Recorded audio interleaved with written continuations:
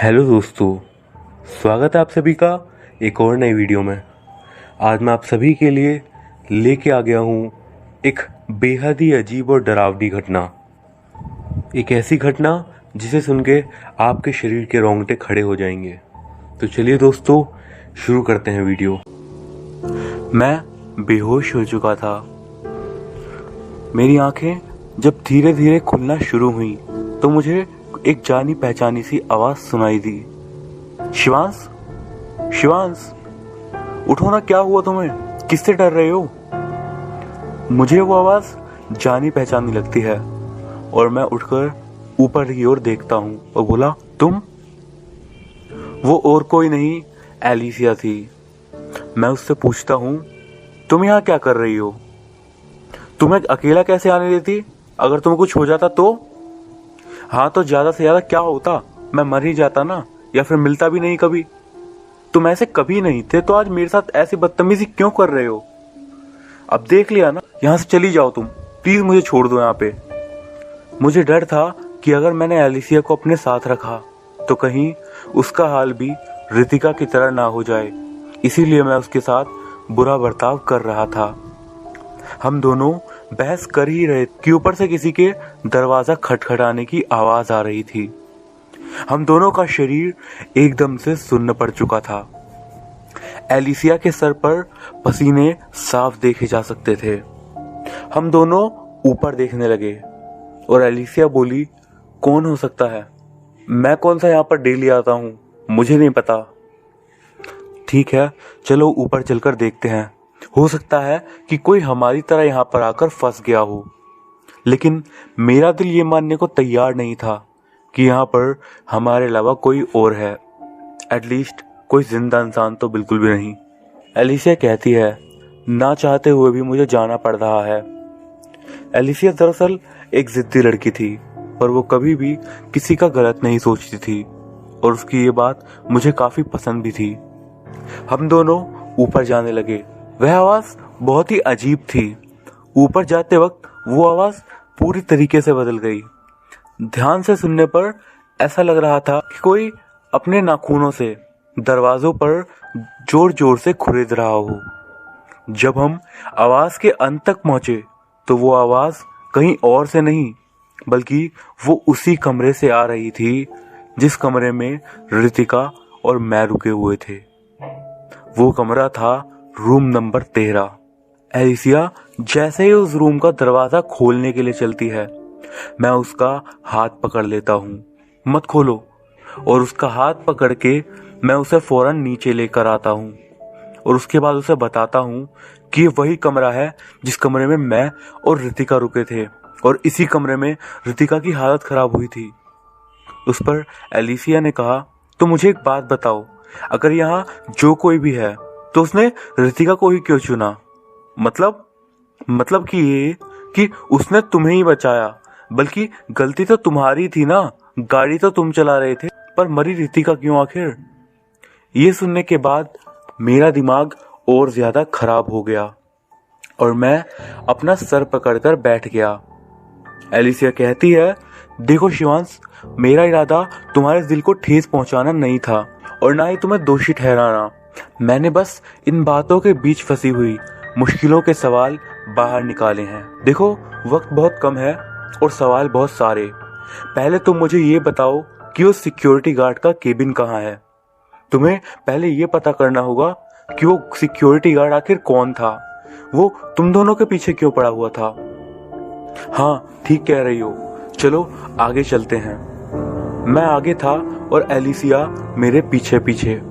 मैं जैसे ही दरवाजा खोलने के लिए हाथ आगे बढ़ाता हूँ, तभी एक चीख की आवाज सुनाई देती है, शिवांश। मैं जैसे ही पीछे मुड़ के देखता हूँ तो एलिसिया को कोई पैर से पकड़ के ऊपर की ओर तेजी से खींच के लेके जा रहा था और वो एक सुपरनैचुरल पावर थी, क्योंकि वो जो भी चीज थी मैं उसे नहीं देख पा रहा था। मैं देखता हूँ कि एलिसिया को खींचते हुए वो चीज एक कमरे का दरवाजा अपने आप खोल देती है और उसके बाद एलिसिया को उसी कमरे के अंदर ले जाती है। पर जो कोई भी एलिसिया को लेके जा रहा था वो उसे और कहीं नहीं, रूम नंबर 12 में लेके जाती है, जो कि ठीक हमारे रूम के बराबर में था। मुझे बहुत ही जोर का झटका लगता है ये सब देखने के बाद। मैं सीधा कमरे के दरवाजे को खोलने की कोशिश करता हूँ। जोर जोर से चीखता हूँ, खोलो इस दरवाजे को, जो कोई भी अंदर आ प्लीज खोलो, एलिसिया को बाहर निकालो, दरवाजा खोल दो। एलिसिया, कुछ तो बोलो एलिसिया प्लीज। मेरी सारी कोशिशें बेकार हो चुकी थी, पर अंदर से कोई भी जवाब नहीं आया। मैं दरवाजा खटखटाकर बैठ गया और बार बार एलिसिया का नाम लिए जा रहा था। वहां रोते रोते मुझे होश ही नहीं रहा कि कब मेरी आंख लग गई। और उसके बाद जब मेरी आंखें खुलती हैं, तब मैं जमीन पर पड़ा हुआ था और देखता हूँ कि दरवाजा खुला हुआ है।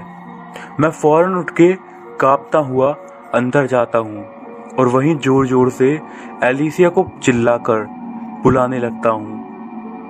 थोड़े अंदर जाने के बाद मैं देखता हूँ कि वहाँ फर्श पर खून लगा हुआ था और ये सब देखकर मैं हक्का बक्का रह गया था।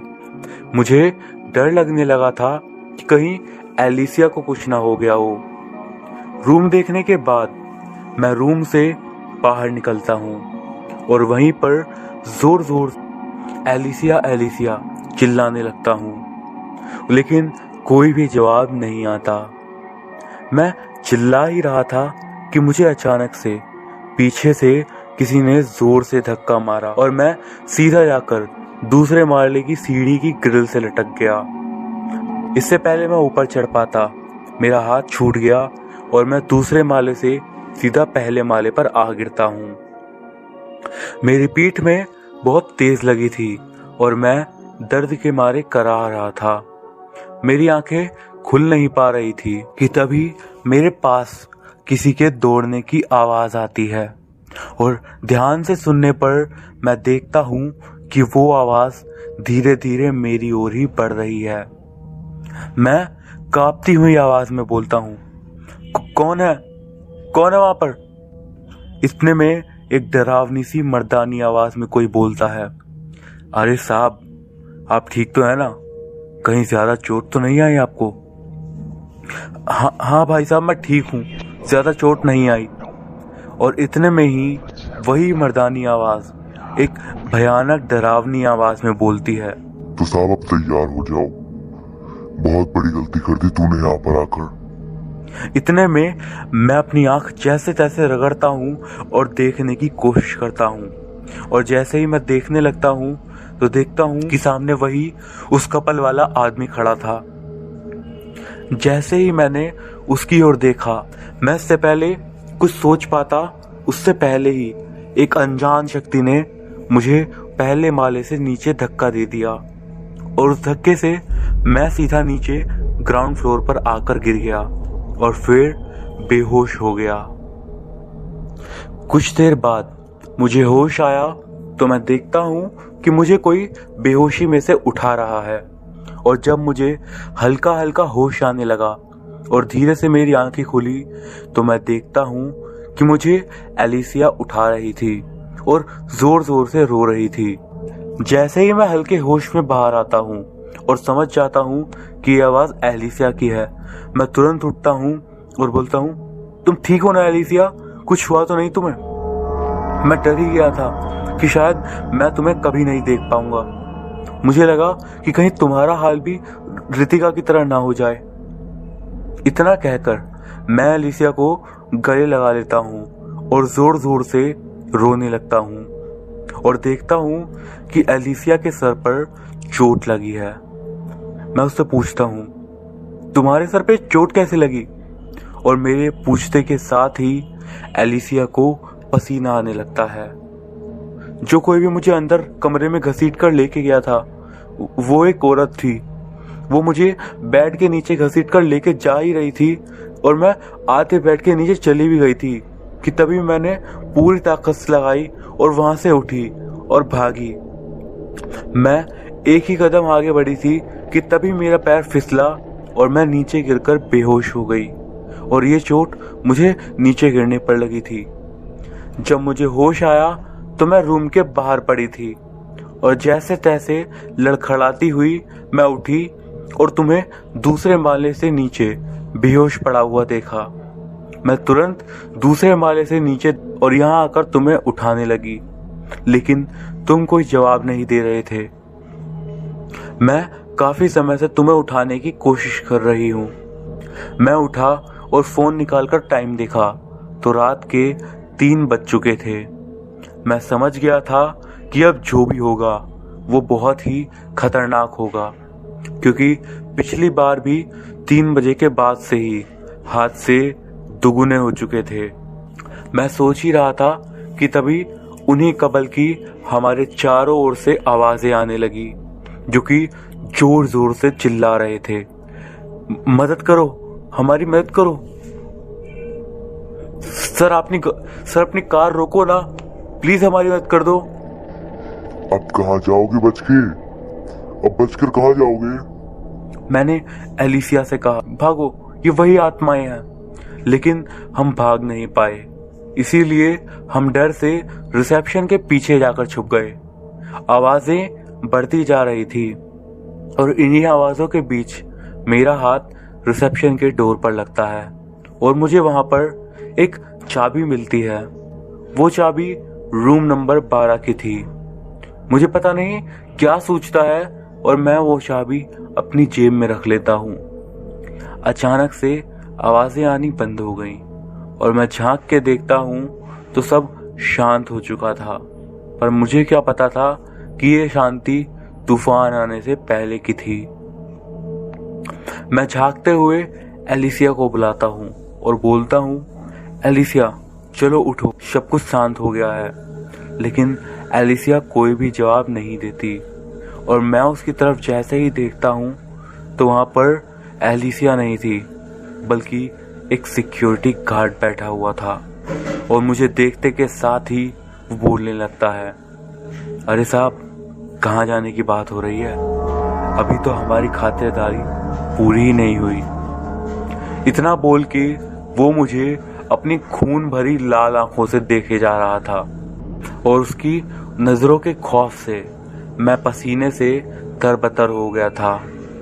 इतने में ही मुझे एलिसिया की आवाज ऊपर से आती है, शिवांश। और तभी मुझे वो सिक्योरिटी गार्ड जोर से धक्का मारता है और मैं पीछे जाकर गिरता हूँ। मुझे बहुत तेज लगती है और तभी मुझे एलिसिया की दोबारा आवाज आती है। मैं फौरन उठता हूँ, सीढ़ियों के ऊपर चिल्लाता हुआ भागने लगता हूँ, एलिसिया मैं आ रहा हूँ, रुको। और ऐसा कहकर मैं फौरन छत पर पहुंच जाता हूँ और देखता हूँ कि एलिसिया छत के बिल्कुल कोने में खड़ी थी और बोलने लगती है, शिवांश मुझे बचा लो, मैं मरना नहीं चाहती। मैं उसके पास जाता हूँ और जैसे ही मैं उसके पास पहुँचने वाला होता हूँ तभी वो बोलती है, शिवांश अपने पीछे देखो।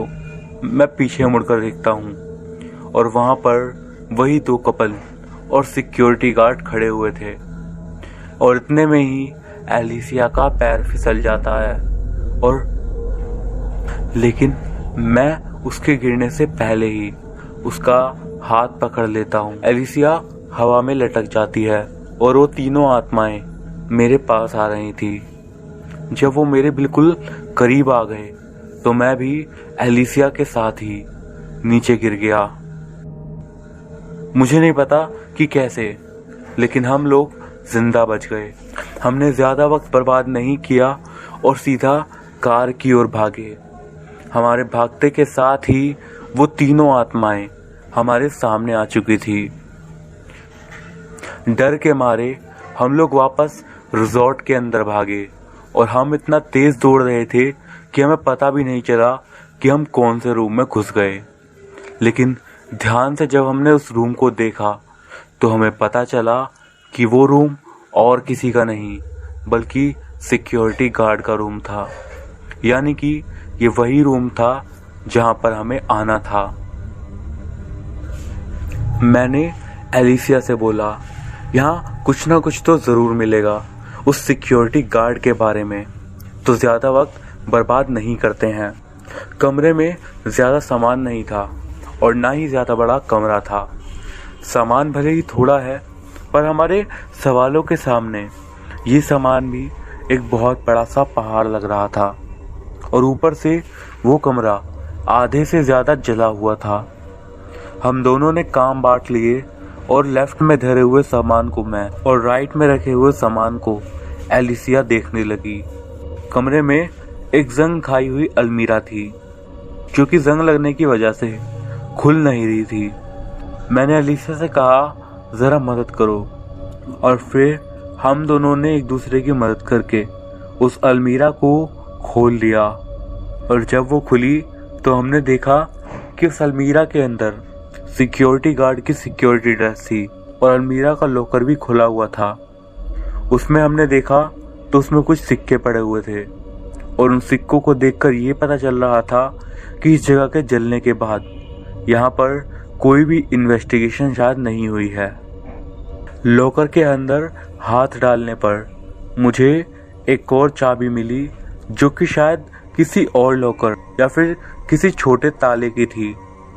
मैं उस चाबी को अपने पास रख लेता हूँ और फिर हम दोनों बिस्तर के नीचे देखने लगते हैं तो वहाँ ज़्यादा कुछ नहीं, बस एक कैलेंडर मिलता है जो कि पिछले साल का था।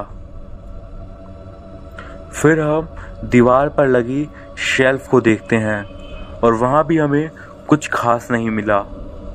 समझ नहीं आ रहा था कि आखिर वो सिक्योरिटी गार्ड कौन था, आखिर वो हमें क्यों मारना चाहता था, हमने उसका क्या बिगाड़ा था। मैं चाबी निकालता हूँ और देखने लगता हूँ कि कुछ तो होगा इस चाबी में, और तभी मेरे हाथ से वो चाबी छूट जाती है और बेड के नीचे चली जाती है। मैं चाबी ढूंढने को झुकता कि तभी मेरी नज़र बेड के नीचे पड़ी एक लोहे की पेटी या फिर एक लोहे के संदूक पर पड़ती है। मैं उस पेटी को बाहर निकालता हूँ और एलिसिया को बोलता हूँ कि देखो, मुझे यहाँ ये एक लोहे की पेटी मिली है। एलिसिया मुझे उस पेटी को खोलने के लिए कहती है और मैं हाँ में सर हिलाता हूँ, लेकिन फिर एलिसिया पूछती है कि इस पे तो ताला लगा हुआ है, और मैं अलमारी से मिली हुई चाबी निकालते हुए कहता हूँ, काश ये इसकी ही चाबी हो सकता है, कोशिश करो। मैं उसी चाबी से पेटी खोलता हूँ और वो पेटी उसी चाबी से खुल भी जाती है। उसे खोलने के बाद उसमें से जो निकला उसे देखते ही हम दोनों पसीने से नहा चुके थे। उसमें कुछ तस्वीरें थी जो कि उस सिक्योरिटी गार्ड के अकेले की नहीं थी, उसमें उसके साथ वही दो कपल थे। और ये देखने के बाद हम और ज़्यादा परेशान हो गए। एलिसिया बोलती है कि ये तो वही औरत है जो मुझे घसीट कर रूम नंबर 12 में लेकर गई थी। और मैं बोलता हूँ, ऐसा कैसे हो सकता है? आखिर उस तस्वीर में वो सिक्योरिटी गार्ड और इन दोनों कपल का रिश्ता नाता क्या था? एक तस्वीर ऐसी भी थी जो कि रूम नंबर 12 के बाहर की थी, लेकिन हमें कुछ समझ में नहीं आ रहा था। पर एक बात तो बहुत अच्छे से समझ आ रही थी कि अगर हमें कुछ मिलेगा तो वो रूम नंबर 12 में ही मिलेगा। हम दोनों बहुत डर गए थे और मैंने एलिसिया से कहा, देखो, मैं दरवाज़ा खोल रहा हूँ, पर हमें ना तो दाएं देखना है ना बाएं, सीधा भागकर रूम नंबर 12 में जाना है। मैंने कांपते हुए हाथ से दरवाज़ा खोला और दोनों सीधा ऊपर की ओर भागे। भागते हुए हमें सिर्फ दो आवाज़ें सुनाई दे रही थी, मदद करो, प्लीज़ मदद कर दो, गाड़ी रोको। हम दोनों भागकर रूम्स वाली साइड पहुंचे तो वहां पर रूम नंबर 12 था ही नहीं, बल्कि सिर्फ रूम नंबर 11 था और उसके बाद रूम नंबर 13। ऐसा कैसे हो सकता है? यहाँ तो रूम नंबर 12 था और 11 के बाद 13 कैसे आ गया? एलिसिया रोने लगती है और कहती है, मुझे बहुत डर लग रहा है। ऐसा कैसे हो सकता है? मैं रोने लगा। मेरे भी आंखों में आंसू आने लगे और मुझे देखकर एलिसिया कहती है, प्लीज तुम मत रो, हमें जरूर पता चल जाएगा कि आखिर यहाँ क्या हो रहा है। और इसी बीच हमें ऊपर वाले फ्लोर से किसी के चलने की आवाज आ रही थी। हम दोनों एकदम हैरान थे कि आखिर ऊपर से किसकी आवाजें आ रही है। मैं डरा तो बहुत था, पर मैंने ठान ली थी ऊपर तो मैं जाऊंगा, चाहे अब मुझे मरना ही क्यों ना पड़े। आखिर रितिका का सवाल था। मैं उठा और सीधा ऊपर की ओर चल दिया और एलिसिया मुझे रोकने लगी। प्लीज मत जाओ शिवांश, ऊपर मत जाओ। मैंने उससे कहा, हाँ अब बारी मेरे मरने की है। अगर जीते जी यहाँ से जाना है तो रितिका की मौत का राज पता करके जाना है, और अगर मुझे मरना है तो रितिका की याद के साथ यहीं पर मरना है। और मेरे इतना बोलते के साथ ही एलिसिया बोली, अगर तुम्हें यहाँ मरना है तो मैं भी तुम्हारे साथ ही मरूंगी। मैं तो वैसे भी अनाथ हूँ, इस दुनिया में मेरा कोई भी नहीं है। अगर एक दोस्त के काम ना आ सकी तो फिर क्या ही फायदा मेरे जिंदा रहने का। इतना कहकर एलिसिया मेरे गले लग जाती है और मैं उसके आंसू पोंछ देता हूँ और उससे पूछता हूँ कि आखिर मेरी इतनी मदद तुम क्यों कर रही हो। इतने सालों बाद कोई अच्छा इंसान मिला है तो उसको कैसे छोड़ के चली जाऊं। अब चलो बहुत हो गया, अब ऊपर चलते हैं। हम दोनों धीरे धीरे ऊपर गए, लेकिन हमें क्या पता था कि हम क्या देखने वाले हैं। लेकिन जो हमने देखा वो किसी को भी डरा सकता है। हम ऊपर तो पहुंच गए, पर हम तीसरे माले पर थे और यही सबसे बड़ी खौफ की बात थी, क्योंकि उस रिजॉर्ट में बस 2 ही माले थे और दूसरे माले के बाद सीधा छत आती थी। पर यह माला बिल्कुल दूसरे माले के जैसा था। थोड़ा आगे चले तो देखा कि वही सिक्योरिटी गार्ड, वही 2 कपल जो बिल्कुल उसी पोज में फोटो खिंचवा रहे थे जैसे हमने उन्हें तस्वीर में देखा था। हम उन्हें देख ही रहे थे कि तभी वह एक झटके से हमारी ओर देखते हैं और चिल्लाते हैं, चले जाओ। उनकी तीनों की आवाज इतनी तेज थी कि हमें अपने कान बंद करने पड़ गए। और जब हमने आंखें खोली तो देखा कि वो तीनों यहाँ पर थे ही नहीं। हमने अपने कानों पर से हाथ हटाया और कहा, सही वक्त है सीधा कमरे में चलने का। हम जैसे ही कमरे में घुसने वाले होते हैं तभी मेरा फोन बजता है और मैं देखता हूँ कि वो कॉल था विनय का। विनय से मेरी बात काफी टाइम से नहीं हुई थी, पर आज उसका फोन खुद आया था तो मैं भी सोच में पड़ गया और फोन उठाया। हेलो, तूने ऑफिस में छुट्टी का नोटिस दिया हुआ है, अचानक से बताया भी नहीं। हाँ सॉरी, पर मुझे वक्त नहीं मिला। पर अभी तू कहाँ पे है? किसी को मत बताना। दरअसल मुझे मेरी और रितिका की तस्वीर में कुछ ऐसा मिला जिस पर मेरी नजर पहले नहीं गई थी, और अब इसीलिए मैं और एलिसिया दोनों रिजॉर्ट में हैं। पर एलिसिया को क्यों? एलिसिया को मैं नहीं लाया, बल्कि वो खुद यहाँ पर मेरा पीछा करके आई है। पर तू मुझे ये बात बता, ऐसे अचानक से तूने कॉल क्यों किया? सब ठीक तो है ना? कुछ ठीक नहीं है मेरे भाई, मेरी बात ध्यान से सुन जो मैं कह रहा हूँ। तेरे साथ जो कुछ भी हुआ था वो सब तुम्हारी एक गलती के कारण हुआ था। अगर हम पोस्टमार्टम की माने तो रितिका की मौत हार्ट अटैक से हुई थी, और अगर बातों को गहराई में लेकर जाया जाए तो रितिका कार के पीछे वाली सीट पर थी। कि रितिका गाड़ी से बाहर कैसे आ गई, और ये बात तो अभी तक पुलिस को भी नहीं पता है कि रितिका को तूने पीछे वाली सीट पर लेटाया था। लेकिन मेरी नजरों में रितिका उस टाइम पर जिंदा थी। शायद वो तुझे देख रही होगी जब उसे होश आया था, लेकिन उसके बाद क्या हुआ था ये ना तुझे पता है और ना मुझे पता है। और तो और सबसे बड़ी बात, तूने मुझे जिस पुलिस ऑफिसर की बात बताई थी जो कि तेरे घर पर पूछताछ के लिए आया था, वो कोई पुलिस ऑफिसर था ही नहीं। जब मुझे लगा कि वो रितिका की बॉडी की तलाशी चल रही है तो पुलिस ऑफिसर से कुछ बात पता चल जाएगी, और इसीलिए मैंने पुलिस स्टेशन में कॉल किया और कहा कि मुझे रिजॉर्ट वाले एक्सीडेंट के बारे में कुछ बात करनी है। जो कि कुछ महीने पहले हुआ था। और उसके बाद एक पुलिस ऑफिसर पूछताछ के लिए मिस्टर शिवांश के घर मिलने आए थे। क्या उनसे बात हो सकती है? पर जब मुझे वहां से जवाब आया तो उसे सुनकर मैं अंदर से हिल गया और उन्होंने बताया कि हमारे पास से उनसे मिलने कोई भी नहीं गया था।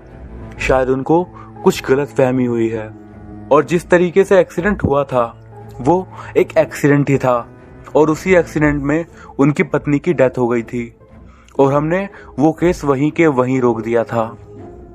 ये सुनने के बाद मैंने फोन कट कर दिया और यही सब बातें मुझे तुझे बतानी थी और मैं अब तुम दोनों के पास आ रहा हूँ। इतना बोलते ही विनय ने फोन रख दिया और ये सब सुनने के बाद मेरा सर चकराने लगा। समझ नहीं आ रहा था कि आखिर ये सब हो क्या रहा है। मैंने एलिसिया को सब बता दिया था, वो भी एकदम हैरान थी। इन सब बातों से अचानक मेरा ध्यान टूटता है और फिर हम दोनों रूम नंबर 12 के अंदर जाने की कोशिश करते हैं, लेकिन रूम बंद था। और तभी मुझे उस चाबी की याद आती है जो कि मुझे रिसेप्शन के डोर पर मिली थी। मैं उस चाबी का यूज करता हूँ और वहां का वो दरवाजा खुल जाता है। हम अंदर जाते हैं और वक्त को बर्बाद ना करके सीधा कुछ ऐसा ढूंढने लगते हैं जिससे शायद हमें उस सिक्योरिटी गार्ड के बारे में पता लगे। रूम की दीवारें खाली थी, अलमारी में भी कुछ नहीं था और ड्रॉर के पीछे देख रही थी कि तभी बेड के नीचे से एक हाथ निकलता है और वो एलिसिया को अंदर की ओर खींचने लगता है। मैं एलिसिया को अपनी तरफ जोर से खींचता हूँ और जैसे ही मैं एलिसिया को बचाता हूँ वो हाथ अपने आप अंदर कहीं गायब हो जाता है।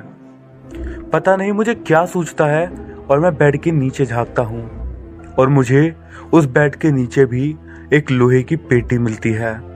पर अच्छी बात ये थी कि उसमें कोई ताला नहीं लगा हुआ था और उस पेटी को खोलने के बाद जो मुझे मिला वो शायद मेरे सवालों के लिए काफ़ी था। पहले तो मुझे कुछ तस्वीरें मिली जिनके मिलने का मतलब मुझे समझ में नहीं आ रहा था। फिर मुझे एक डायरी मिलती है जो कि एक लड़की की थी और उस डायरी पे नाम लिखा हुआ था अवनी। उसे पढ़ने के बाद शायद हमारे जवाब हमें मिलने वाले थे। उसमें लिखा था, डियर पापा, मैं बहुत खुश हूँ पापा कि आपने मेरी शादी मेरे प्यार आरव से करवा दी। इस शादी के 1 साल बाद हम पहली बार घूमने के लिए जा रहे हैं, वो भी आपकी बदौलत। आप भले ही यहाँ पर सिक्योरिटी गार्ड हैं, पर आप हमारे लिए हमारे प्यारे से पापा हैं और आपके मालिक ने हमें यहाँ पर रहने की जगह दी। आप सोच भी नहीं सकते कि मुझे आपने क्या दिया है। आपने शुरू से ही आरव को अपना बेटा माना है और आरव के माँ बाप के गुजरने के बाद आपने ही उसे पाल पोस कर बड़ा किया था और शायद आपके आरव पे भरोसे के कारण ही आपने मेरी शादी उससे करवा दी। आरव बहुत ही अच्छे इंसान हैं। पिछले 1 साल में उन्होंने मुझे बहुत खुश रखा है और आज न जाने वो मुझे कहाँ घुमाने के लिए ले जा रहे हैं। अच्छा तो पापा, मैं अब चलती हूँ, हमारे जाने का वक्त हो चुका है। बाकी बातें आकर लिखती हूँ। ये सब पढ़ने के बाद मैं बिल्कुल सहम चुका था और मुझे इतना पता चल चुका था कि वो सिक्योरिटी गार्ड अवनी का पिता था। इसके बाद मुझे उस पेटी में एक कैमरा मिलता है, लेकिन उस कैमरा को देखकर मेरे होश उड़ जाते हैं क्योंकि वो कैमरा किसी और का नहीं बल्कि मेरा ही था। और हैरानी की बात तो ये थी कि उसके अंदर अब भी बैटरी थी, उसमें हमारी फोटोज अभी तक थी और उसमें अवनी और आरव की भी पिक्स थी जिन्हें मैं प्ले करने लगा। उसमें हमारी कई सारी पिक्चर्स थी और उसमें ही एक वीडियो भी थी जिसे मैं प्ले करने लगा और मैंने देखा कि वो कैमरा रितिका के हाथ में है और वो वीडियो तब की थी जब हम पिछले साल रिजॉर्ट से वापस जाने वाले थे। उस वीडियो में रितिका हाथ में कैमरा लिए एक कार के पास जाती है और उस कार में से पेट्रोल निकालने लगती है वो पेट्रोल निकाल ही रही होती है कि तभी वहां पर एक सिक्योरिटी गार्ड आता है और उससे बचने के चक्कर में रितिका के हाथ से कैमरा वहीं पर गिर जाता है। और जब वो कैमरा सिक्योरिटी गार्ड उठाता है तो उसका चेहरा भी उसमें आ जाता है। सिक्योरिटी गार्ड को वो चलाना नहीं आता था तो वो उसे ऐसे ही बंद करके रख देता है। ध्यान देने पर मुझे पता चलता है कि जिस कार में से पेट्रोल निकाला जाता है वह कार वही थी जिस कार में वो दो कपल यानी अवनी और आरव थे। मैं सब कुछ समझ चुका था कि रितिका क्यों मारी गई, क्योंकि रितिका ने उनकी कार से पेट्रोल निकाला। पर क्यों? उस दिन की मुझे एक और बात याद आई। जब हम सुबह सुबह रिजॉर्ट में उठे थे तो मैंने रितिका से कहा था कि यार गाड़ी में पेट्रोल बिल्कुल भी नहीं है और यहाँ का आसपास का रास्ता इतना सुनसान है कि बिना पेट्रोल के कुछ हो नहीं पाएगा। अब कुछ ना कुछ सोचना पड़ेगा, आखिर क्या किया जाए। और रितिका ने शायद इसी वजह से ये इतनी बड़ी गलती कर दी थी जिसकी सजा उसे अपनी जान देकर चुकानी पड़ी। मैं वहीं बैठे बैठे रोने लगा और एलिसिया मेरे आंसू पोंछने लगी। तभी अचानक से कमरे का दरवाजा मानो अपने आप खुलता है और एलिसिया का पैर कोई अनजान शक्ति पकड़ लेती है और सीधा उसे घसीट के नीचे फेंक देती है। एलिसिया सीधा बीच हॉल में जमीन पर आकर गिर जाती है और मैं भागा भागा एलिसिया के पास जाता हूँ। एलिसिया बेहोश पड़ी हुई थी। मैं उसका सर अपने घुटने पर रखता हूँ और उसे होश दिलाने की कोशिश करता हूँ कि तभी रिजॉर्ट का मेन गेट बंद हो जाता है और आवाज आती है, तूने यहाँ आकर बहुत बड़ी गलती कर दी। पिछले बार तो तू बच गया था ना, पर इस बार तू भी जाएगा और तेरी ये दोस्त भी जाएगी। तेरी पत्नी की वजह से हम दोनों की जान गई थी। तेरी पत्नी की वजह से एक बाप की जान गई थी और आज तेरी भी जान जाएगी। तभी मैं बोलता हूँ, मेरी जान ले लो पर एलिसिया को छोड़ दो प्लीज। मेरी पत्नी की सजा एलिसिया को मत दो। मैं जानता हूँ कि गलती हुई है, पर गलती की सजा एक बेकसूर को देना ये कहाँ का बदला हुआ। गलती की सजा मुझे दो, उसका हकदार मैं हूँ। प्यार तो तुमने भी किया था ना, तो अब तुम किसी और के प्यार को कैसे मार सकते हो? प्यार तुमने भी किया था और मैंने भी किया, बस फर्क इतना है कि मेरी पत्नी से वो गलती हो गई जो शायद उसे नहीं करनी चाहिए थी। और यहाँ तो तुम्हारे पिता भी है ना, जिन्होंने दो प्यार करने वालों को मिलाया है। अरे कैसे बाप हो तुम? एक तरफ तुम दो प्यार करने वालों को मिलाते हो और दूसरी तरफ हमें अलग कर देते हो। और हमारी गलती ये थी कि मेरी पत्नी से गलती हो गई और उसकी सजा तुमने उसकी जान लेकर दे भी दी उसे। मैं यही सब जोर जोर से कहने लगा और मेरे ये बोलते के साथ ही माहौल एकदम शांत हो गया और अचानक एलिसिया होश में आ गई। रिजॉर्ट का दरवाजा भी अपने आप से खुल गया। मैं एकदम टूट चुका था। धीरे धीरे एलिसिया को पकड़कर गाड़ी के पास लेकर जा रहा था। तभी देखता हूँ कि रिजॉर्ट के बाहर एक गाड़ी रुकती है जिसमें से विनय निकलता है और मेरे पास आता है। मैं उससे पूछता हूँ, भाई तू यहाँ पर? विनय बोलता है, ये एलिसिया को क्या हुआ ये सब बाद में, ये तू ये बता, तू यहाँ पे क्यों आया? दरअसल मैं तुम्हारे पास ही आ रहा था। तभी मेरा मन बदला और पहले मैं सीधा यहाँ के पास के पुलिस स्टेशन में गया था। वहां जाकर पता चला कि इस रिजॉर्ट का जो हाल हुआ है वो किसी और ने नहीं बल्कि यहाँ के सिक्योरिटी गार्ड हरविंद ने किया था। जब उसे ये बात पता चली थी कि उसके बच्चे मारे गए हैं तो उसने गुस्से में और शायद डिप्रेशन के कारण अगले दिन रात के समय पूरे रिजॉर्ट में आग लगा दी और खुद को भी आग के हवाले कर दिया। बाकी लोगों को बचा लिया गया। ये सुनने के बाद बुरा तो लगा, लेकिन फिर भी हमने ज्यादा वक्त वहां पर बर्बाद नहीं किया और वहां से वापस चले गए। हमें हमारे लगभग सारे जवाब मिल चुके थे, या फिर शायद नहीं। आपको क्या लगता है कि क्या ये घटना पूरी है